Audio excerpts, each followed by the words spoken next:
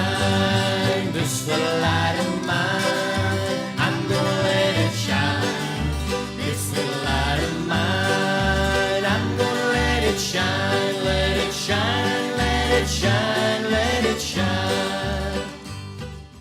So today you get a sermon outline.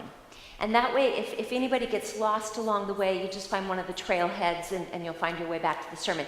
So what the sermon is going to look like today is we're going to talk about captive, and we're going to talk about yoke, and prisoner, and hiddenness.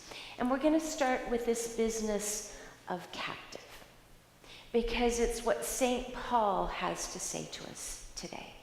This business of we have some pretty clear ideas about how we should act and what we should do and what we shouldn't do, and yet it is the nature of flesh that we fall into those things over and over again. So, okay, you know what? It may not be homework for all y'all, but maybe it's busyness. That we know that being busy isn't really helpful to family or to relationships, and we say, okay, I'm going to figure out how to be less busy, and before we know it, we're busy all over again. Or maybe it's that, you know what, I'm going to be more patient with my spouse or my child or my parent, and then before we know it, we're all exasperated all over again. We have a will that says and directs as to how we should live.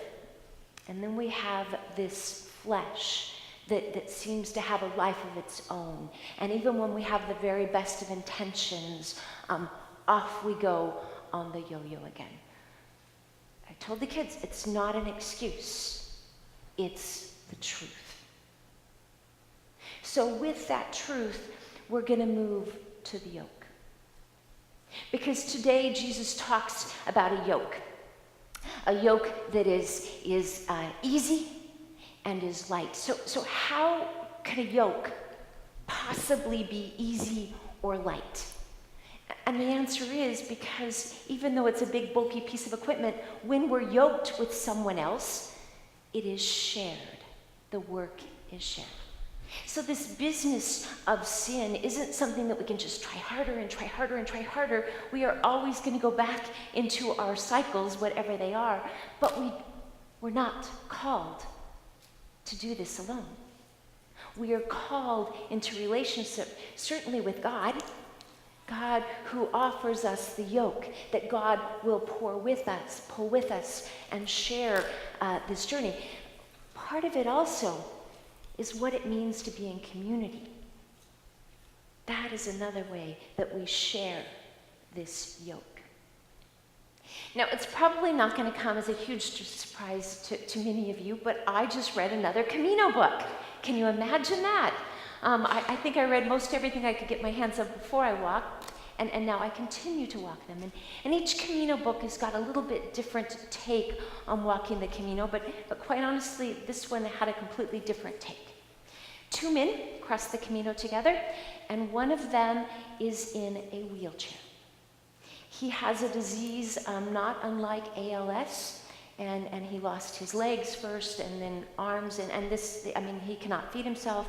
And he heard about the Camino and said to his friend, showed him the clip from Rick Steves and said to the friend, I need to do this. And the friend said, I'll push you. And thus they entered into this journey. Interestingly enough, I started August 31st of 14. They were walking June of 14. So they were just ahead of me on the trail. This yoke, it was really clear to Justin, who was in a chair, that he was not going to cross the Camino on his own. Thus Patrick said, I'll push you. But the further they went down the Camino, it became more and more clear to Patrick that he too needed to be yoked to community, because he was not able to do that alone either. This business of yoking is how God comes alongside of us. It's also the business of how we come alongside of each other in community. The other movement is prisoner. And it's what is being talked about by the prophet Zechariah. And he talks about being a prisoner of hope. It's interesting, we have captive today and we have prisoner. And the options in our world are we can be captives to sin and stuck there forever and ever. Or if we accept that yoke, we become prisoners of hope, which is completely, utterly different. This morning, as Grandpa Bill came in and greeted me, we got to do a little exchange about the gospel. And he was talking about hope, and he goes, and you know what? We get that for all of eternity. That's what it means to be a prisoner of hope. The hope is today and tomorrow and the rest of our lives and beyond the rest of our lives. Prisoners of hope, that there is something beyond the yo-yo that keeps us going back and forth and back and forth and back and forth. Now, the umbrella over all of this is that business of hiddenness. Now, we can think about the mystery of God, or we can think about the hiddenness of the kingdom, the hiddenness, where is the face of God going to show up next? But as we think about this business of hiddenness, it's really important to acknowledge that largely God's work and God's kingdom is hidden because of our expectations. How and where do we expect God to show up? And does God show up in the people and the places that we expect? And as we watch the gospel over and over and over again, the case is no, that Jesus goes to the very people that the establishment thinks Jesus shouldn't be going to, touching them, loving them, healing them.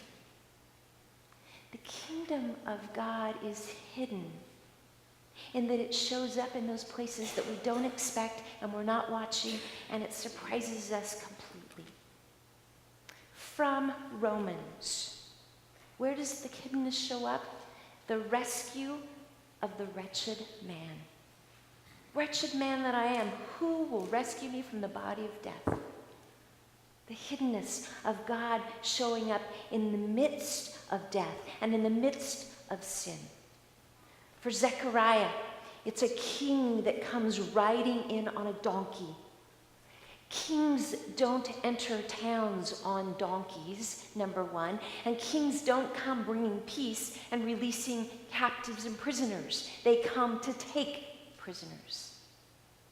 The hiddenness of the kingdom. And in St. Matthew today, it is so clearly laid out when Jesus talks about John. John didn't eat or drink, and people criticized that. And Jesus both ate and drank, and people criticized that. The kingdom of God is going to come where it comes. And it's going to be in those hidden places, because the intelligent, or the people that think they have it all figured out, think that they can predict where God is. And God comes to the least and the lost and the last and the little, the loser, the dead. And God comes in all those ways to release us from our bondage to sin and death, and to make us prisoners of hope. The invitation for every one of us is a yoke that puts us in relationship with God. The God that says, here, let me carry that for you. Here, let me save you. Here is my grace. Here is my mercy.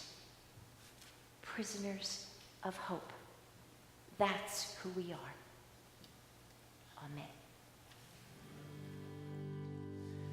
Well, this light of mine, I'm gonna let it shine. This light of mine, I'm gonna let it shine. This light of mine, I'm gonna let it shine. And every day, every day, every day, every day, every day, I let my little light shine. Oh, Jesus gave me light, I'm gonna let it shine.